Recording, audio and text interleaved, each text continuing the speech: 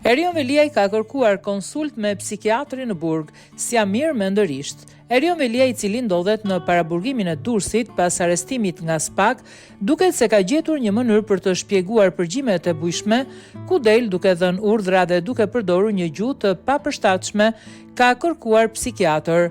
Sipas gazetares Klodiana Lala, Veliaj ka pretenduar se nuk ishte në gjendje të mirë psikologjike dhe se përgjimet e SPAK nuk duhen marrë seriozisht sepse sipas tij nuk mund të ketë folur në atë mënyrë. Për këtë arsye ai ka kërkuar një konsult me një psikiatër në burg, por përpara se të bëjë vizita është bërë një inventar i barnave në dispozicion për të verifikuar nëse Veliaj kishte marrë ndonjë ilaç që mund t'i kishte ngatruar mendimet. Përfundimi, ai ka marrë vetëm ilaçe për tensionin e lartë. Pra, nga SPAK tek tensioni, dukej se Veliaj po përpiqej të ndërtoj një narrativ tjetër për të justifikuar veten.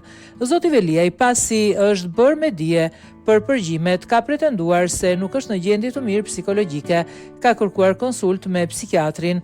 Ka thënë, nuk kam qenë në situatën më të mirë mendore, se është e pamundur të kem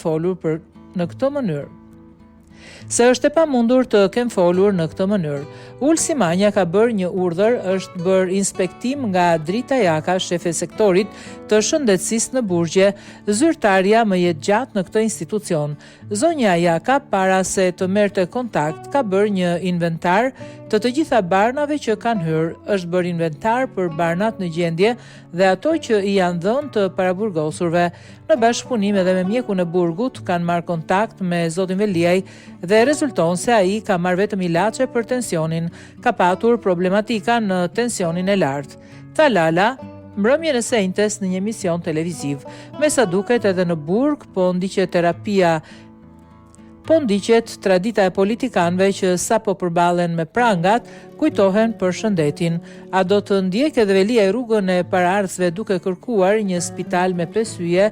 Kjo mbetet për tu parë.